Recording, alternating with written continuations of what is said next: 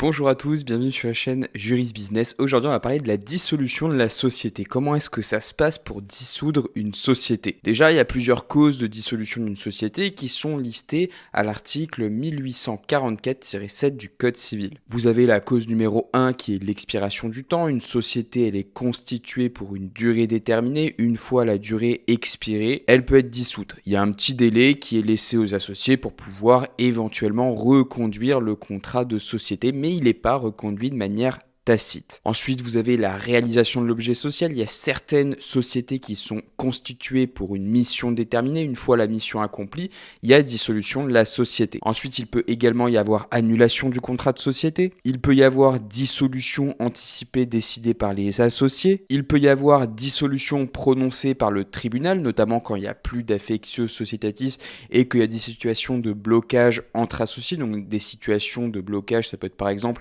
un abus d'égalité. Les associés votent et paralysent complètement le fonctionnement de la société, là il peut y avoir dissolution prononcée par le juge. Ça peut être le cas aussi à la suite d'une liquidation judiciaire pour insuffisance d'actifs ou pour toute autre cause qui est prévue par les statuts, nous dit l'article 1844-7 du Code civil. La dissolution de la société, elle obéit quand même à un formalisme qui est précis. Dès l'instant où on décide de dissoudre la société, il faut la mettre en liquidation. Concrètement, il faut tenir une assemblée générale qui va décider de la dissolution et qui va également nommer un liquidateur. Le liquidateur, ça va être la personne en charge de liquider les actifs de la société. Il va vendre les biens qui appartiennent à la société, il va payer les créanciers et il va répartir le reste entre les associés. C'est ce qu'on appelle le boni de liquidation. Le liquidateur va établir les comptes annuels et va établir également un rapport sur les opérations de liquidation. Il faut également publier une annonce légale de dissolution. Et ça, c'est dans le délai d'un mois qui suit l'assemblée générale qui consacre justement la nomination du liquidateur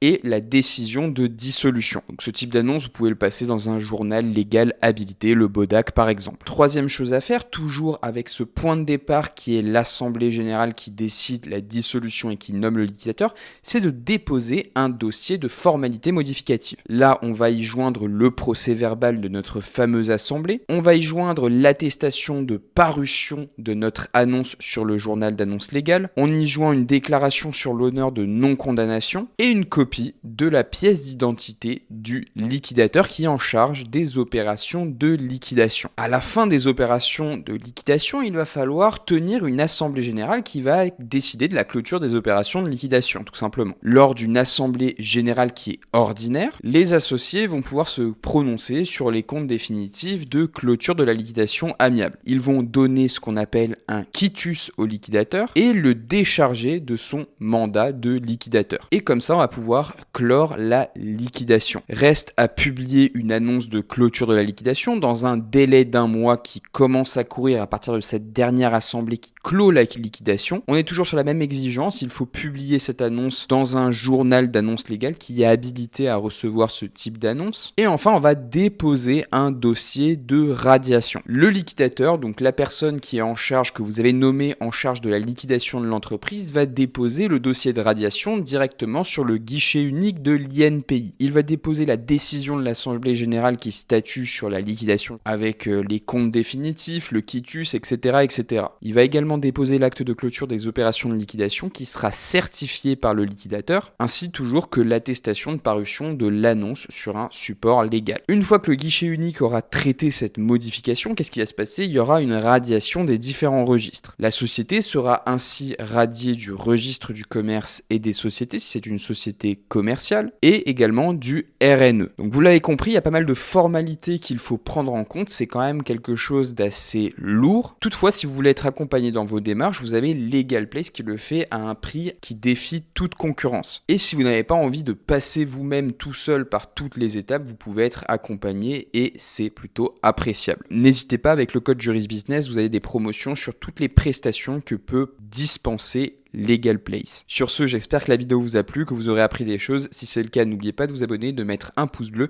et moi je vous retrouve dans les prochaines vidéos.